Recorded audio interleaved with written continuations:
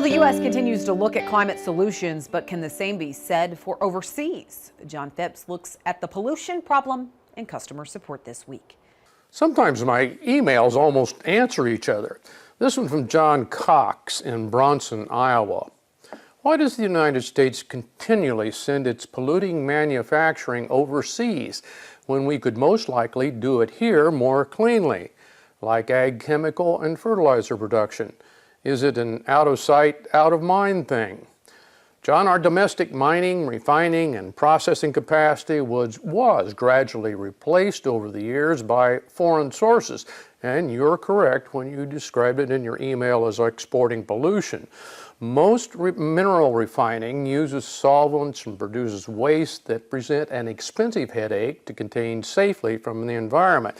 It became a legal and profitable alternative to simply buy refined products from other countries instead. To be sure, those countries were not coerced into doing the dirty work, so to speak.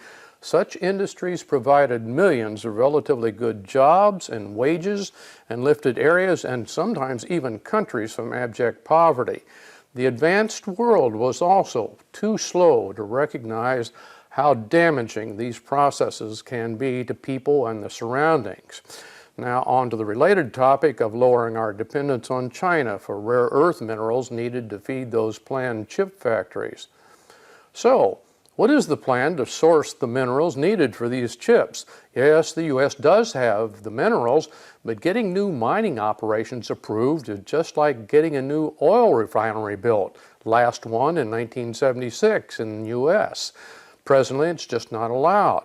And that's from Gary Kroltz in Withee, Wisconsin.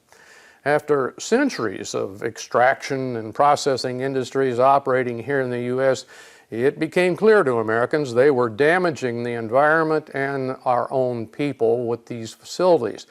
Led by the Nixon administration, Congress established the Environmental Protection Agency and went on to enact the Clean Air and Clean Water Acts. As someone who remembers the Cuyahoga River burning, the need was obvious. It turned out to be an enormous expense for the government and business to begin rectifying those mistakes. Since then, governments at all levels, prodded by citizens who now are aware of these costs, have gotten into the regulation business. Your point about how difficult building a new processing plant will be is spot on. Sitting in on any local zoning commission meeting will do much to help you understand why I think such facilities will struggle to see the light of day. Thank you, John. When we come back, USDA bumped yields in the latest report, but how is harvest in Illinois? We're on the road for I-80 Harvest Update with Michelle Rook next. Closed captioning on U.S. Farm Report is brought to you by BASF.